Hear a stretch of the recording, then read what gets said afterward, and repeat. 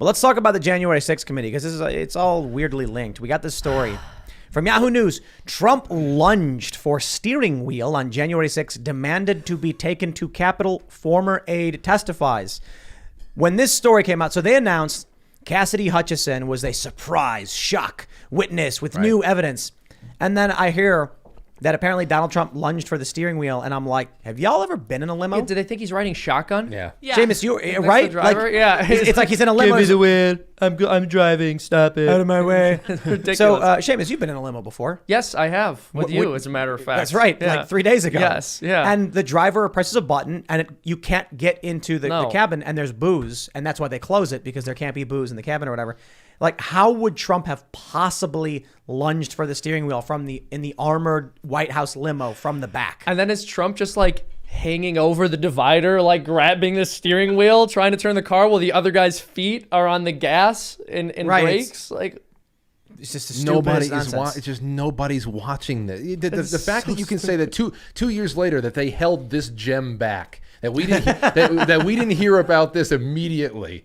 It's just unreal. Well, look at this. We got Peter Alexander on Twitter. He's a NBC News chief White House correspondent. Says, goody. This is NBC News saying this. A source close to the Secret Service tells me both Bobby Engel, the lead agent, and the presidential limousine SUV driver are prepared to testify under oath that neither man was assaulted and that Mr. Trump never lunged for the steering wheel. No Arrest kidding. Hutchinson. She is lying to the American people. But you see, it's a non-adversarial, fake news, January 6th, vomit garbage. They're going on TV and just barfing all over the place. They don't get it's like a literal actual kangaroo court. Are they under oath? I don't think so. There's no cross-examination. So Yeah, it's still, it's at very least, it's slander, defamation. And actually, if you've got, I wonder if this would pass muster for a defamation case. If you've got Secret Service agents swearing under oath, testifying that this never happened, Trump's a public figure.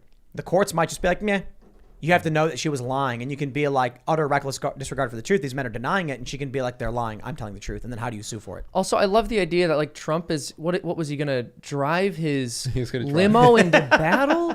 This is so stupid. This is so dumb. The sitting president. He was still the president. He was still commander in chief. He still had control over the U.S. military. For weeks. And you think his plan is like, I'm gonna get the limo. I'm gonna steal the limo from the limo driver, and then I'm going to not tell people to go into a building that they're going to go into before I'm even done giving my speech. He was going, what she was claiming is that he was trying to steal the limo to go to the Capitol.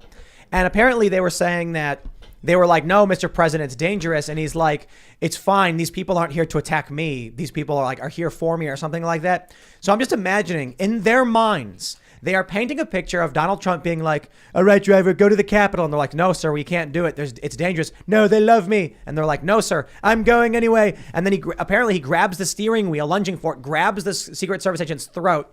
Was his intent to drive to the Capitol, jump out of the limo and go, charge, and like run forward? First of all, he sounds like he sounds like he's Goro or something. How many arms do you need to do this? you have to grab his throat and also drive the car. I'm very talented. But could you imagine, like, assume all of this is true. Could you imagine a scenario in which Donald Trump was trying to like storm the Capitol as the president of the United States, with the National Guard, the military at his disposal, being like, come on, guys, wave your Trump flags. Yeah, no, it's completely ridiculous. Tim, what we should do, because I'm thinking about doing a cartoon on this, but like just to show their narrative, but we should do like a reenactment. Make one of those made for TV style specials of a horrible tragedy that happened, but it's like what they think Trump was trying to do, and like Trump actually goes to the White House. Like it would be a live action thing. Trump like literally goes to the White House with the limo. What we would need someone like Lou Ferrigno, like esque, to play Trump. Because the thing is, when you're painting a picture of Trump as this villain, he can't be a portly, sad, small hand, frail man. Mm-hmm.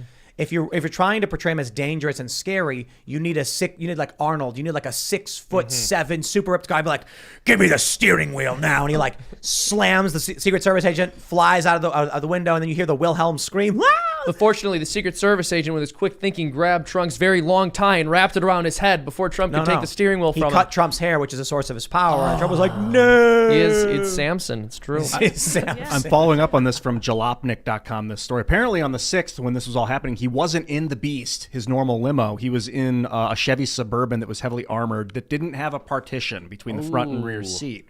So maybe he did go, give me that wheel, and he reached over and was like, we're going, because it's his car. Sure. NBC News says Bobby Engel, the lead agent, and the driver are prepared to testify it never happened. Interesting. That's what matters. But even so, if the president says, take me there, and you say no to the president, you're doing the wrong thing. It's the president's car. The president gives you an order. You take the order. Not necessarily. Well, I mean, a limo driver, Secret Service, maybe you're right. Secret Service can override. Right. So like if Trump is walking somewhere and there's a threat, the Secret Service agents just grab him push and him on the out. ground, yeah. Not on the, well, yes. If it's, so like at the White House, Trump didn't want to go in the bunker during the 5/29 insurrection. And so he was like, I was just checking it out. And they were like, we the left is laughing about how their insurrection got the president to a bunker, but they brought him down there. And then Trump was like, I didn't want to go down there. I was just looking. Right. That's Trump.